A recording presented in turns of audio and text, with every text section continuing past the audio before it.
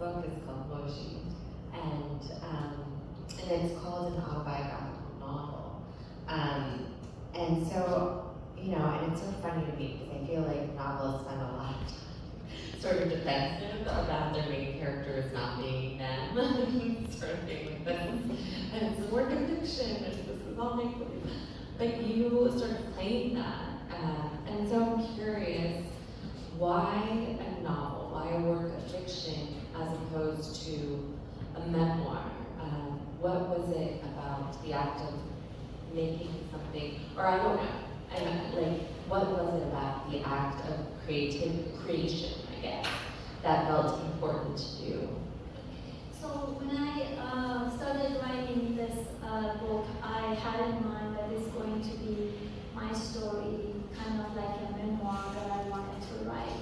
But as I kept writing, and the Moji, the character was developed on the page, I felt that she is, as she's forming and her character is developing, it's becoming like a character of her own, which is not necessarily me, and it's formed under the world or the rules of a fictional world. So basically, I created Moji, even though I wanted to be me when I started the book, but then I figured, no, this is the character of her own, and she's going to have her own story. So yes, there are events that I am talking about them, but the thing is that the way that she does, the things that she does is not necessarily the events that has happened to me, like in my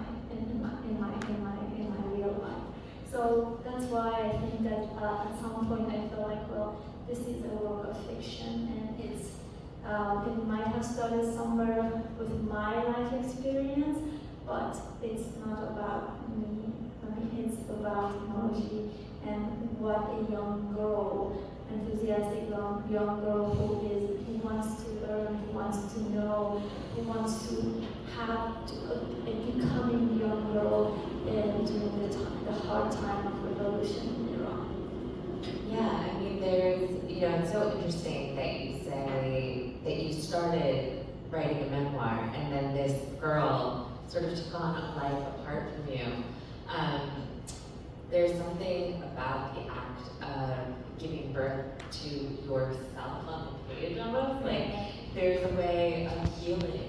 I think that, especially because you're writing about events, I think as Iranians, we sort of, I don't want to pretend I know you in terms of, like, I hope this isn't talking without permission, but we as a culture carry our scars with us, and they're so close to the surface. So as you were answering that question, it was like, what did the Moji on the page sort of teach you about, I guess, this is me as a writer also asking, like, teach you about yourself and your craft, and how did that change you?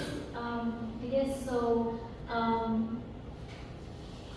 I think that I loved the enthusiasm in this girl, her curiosity, wanting to know things, and how she was she was understanding herself and knowing herself. You see that I am coming from a culture that girls don't know much about themselves as they are becoming a woman. And so that's something that we don't really talk about it in our country. We don't even know what it means to have your first sexual desires. How do you know that you're becoming a woman? So it was very hard for me to write about these things because I wasn't sure what Moji is going to do. But that was something that I had to, well, if you're writing a coming of age novel, you should talk about these. And it was the hardest part for me to write that character, to develop Moji in those hard moments of her teenage years and how she was becoming a young woman out of the child that she was. So I learned a lot over there about this character, this girl. I mean, there's a reason why people use the word tender. Because I think with a coming of age story, especially one that's so specific, it's really grounded in so much detail and so much care. That being able to do that shows a lot of respect for your characters as you build them on the page. but your main character, our narrator, is taken and sort of contained by the 1001 Nights, the Arabian Nights, but specifically the story of Shahrazad. And we were introduced to her introduced to her obviously, but introduced to the story and the sort of conceit early in the book.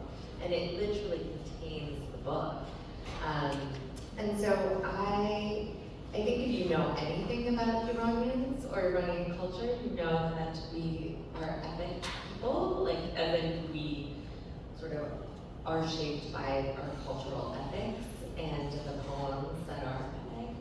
But it's interesting because this one, though it is Persian or comes from the sort of Persian Empire, it doesn't feel like the one that we talk about, sort of.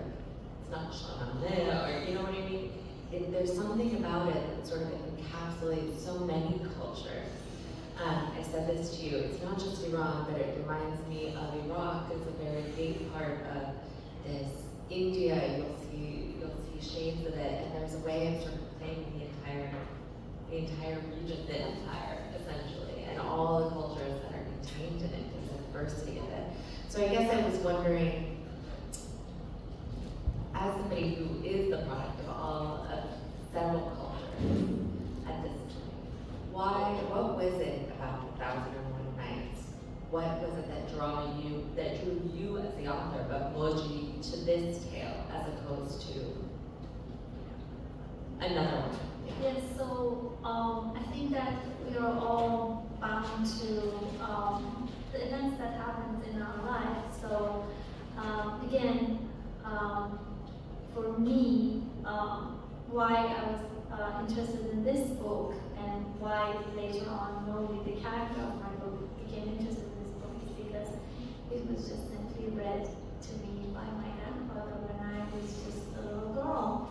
So you can imagine that you're 5 years old and then somebody comes and talks about kings and beautiful queens and princesses and that things happen to them and they get trapped, and then there are like evil ifrits, which are the magical creatures, can do everything and they can scare you, and also you become interested in them, what they are able to do. So then you are just bewitched by the story. That's what happened to me when I was 5 years old, and so that's what happens to Moji. But the other thing, as you mentioned yourself, is that why I was interested, because I feel that we all have this common wisdom in us, mainly from, say, the Middle East or the Eastern world, that the stories are woven in our souls, in our spirits. We kind of like get interested and attracted to them. Everywhere we go, we hear the story in our background. And even when we sit in our tables, in our dinner tables, we talk about poems. We read poems to each other and we talk about ethics, as you mentioned. So this story is pretty much the same, but it's more than like, for example, Shahnameh, which is purely Persian. It has stories has roots in India. And the reason why this book is so, as you said, kind of universal is that because we don't know exactly the origin, where it has all started. Some people believe that this has been a folklore of Persian and Persian Empire, and then it went all the way to India, and it was translated from Pahlavi, which is the old language of Iranians, Pahlavi to Sanskrit, and then from Sanskrit it was translated to Arabic. But what we know is that the original Pahlavi manuscript is lost forever, so who knows? But then it came to the Western world when it was first translated from Arabic by Guyard, I don't know how they say it, to French, and then it was introduced to the world by the name of the Arabian Nights.